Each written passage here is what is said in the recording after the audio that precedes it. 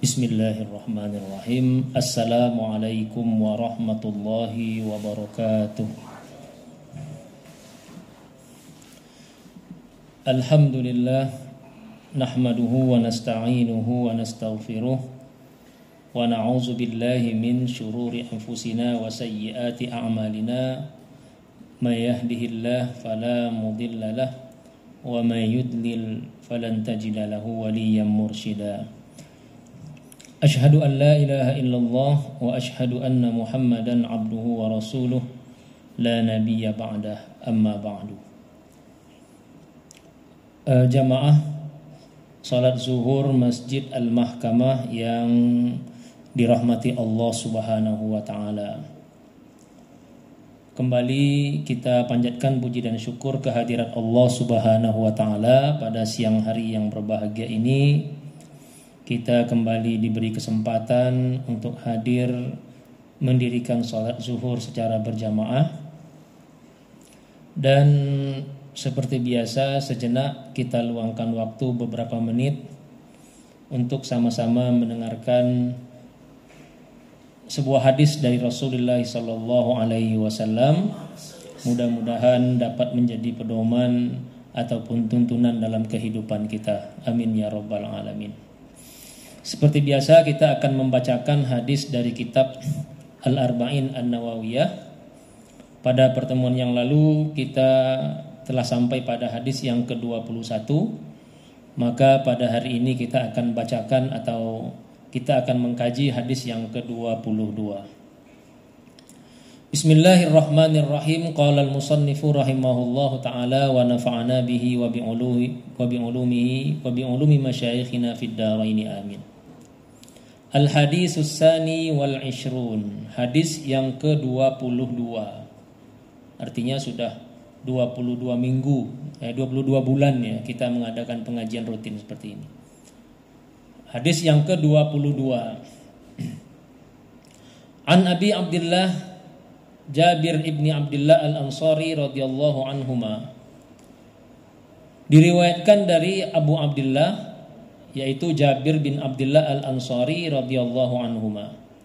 Anna rajulan, sesungguhnya ada seorang laki-laki, sa'ala Rasulullah sallallahu alaihi wasallam, bertanya kepada Nabi Rasulullah sallallahu alaihi wasallam. Faqala, dia bertanya, ara'aita, wahai Rasulullah, bagaimana menurutmu, iza shallaitul maktubat, jika aku melaksanakan sholat fardu yang 5 waktu, wasumtu Ramadan, lalu aku berpuasa pada bulan Ramadan, wa ahlaltul halal, lalu aku melakukan hal-hal yang halal, wa harramtul haram, dan aku tinggalkan hal-hal yang haram, wa lam azid ala zalika syai'a, dan aku tidak tambah dari itu sedikit pun, a'adkhulul jannah, apakah aku akan masuk surga?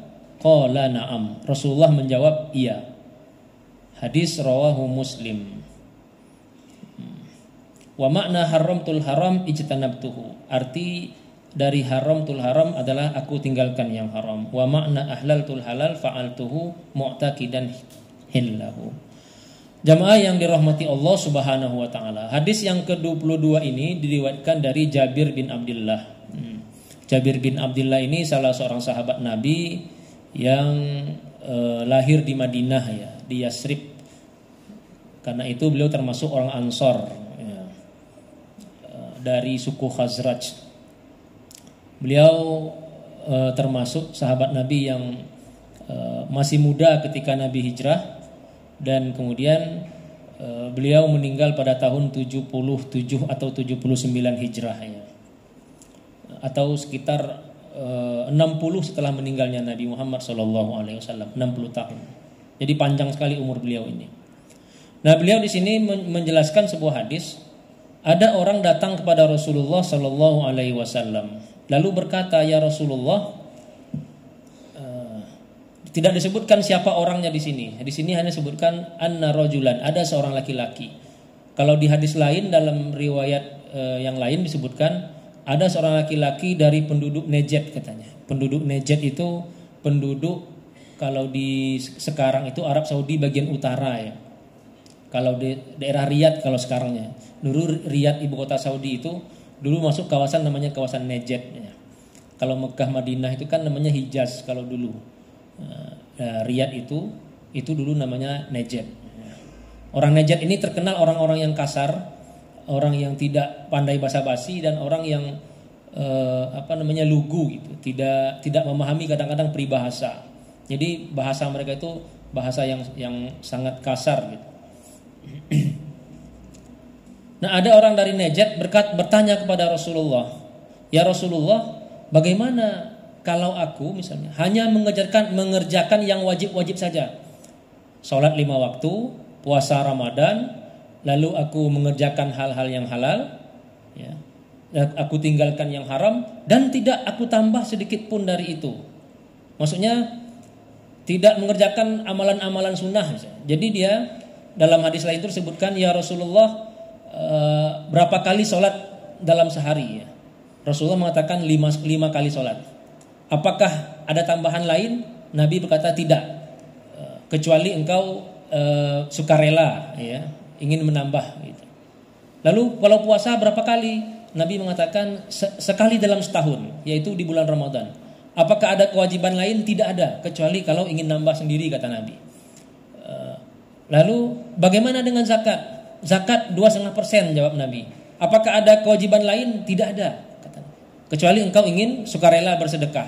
Nah, pertanyaan orang seperti ini, beliau seakan-akan ingin mengatakan, "Ya Nabi, kalau saya mengerjakan yang fardu-fardu saja, lalu aku tinggalkan yang haram, tidak aku tambah sama sekali. Tidak pernah sholat sunat, tidak pernah puasa sunat, tidak puasa Senin Kamis, tidak puasa apa lagi kalau puasa sunnah itu? Tidak puasa Daud, tidak puasa pertengahan bulan, Ayyamul Bid. Hanya sholat 5 waktu, tidak ditambah sholat rawatib, sholat tarawih tidak ikut, sholat duha tidak juga." Tapi Rasulullah, aku kerjakan yang wajib-wajib saja, tapi aku tinggalkan yang haram. Tidak pernah melaksanakan hal yang haram. Apakah aku masuk surga? Kata orang itu. Adkhulul jannah atau adkhulul jannah? Apakah aku akan masuk surga jika hanya mengerjakan yang wajib saja, tidak mengerjakan yang sunat-sunat, tapi meninggalkan yang haram? Rasulullah menjawab, "Qala na'am." Iya, kamu akan masuk surga, kata Rasulullah Shallallahu Alaihi Wasallam. Dalam hadis riwayat Bukhari itu bunyinya lain lagi. Katanya orang itu mengatakan, "Ya Rasulullah, demi Allah, aku tidak akan tambah dan tidak akan aku kurangi." Maksudnya yang wajib itu tidak akan aku tambah dengan yang sunat-sunat. Aku tak akan sholat sunat, tak akan sholat tarawih, dan yang haram pun akan aku tinggalkan, tidak akan aku tambah-tambah.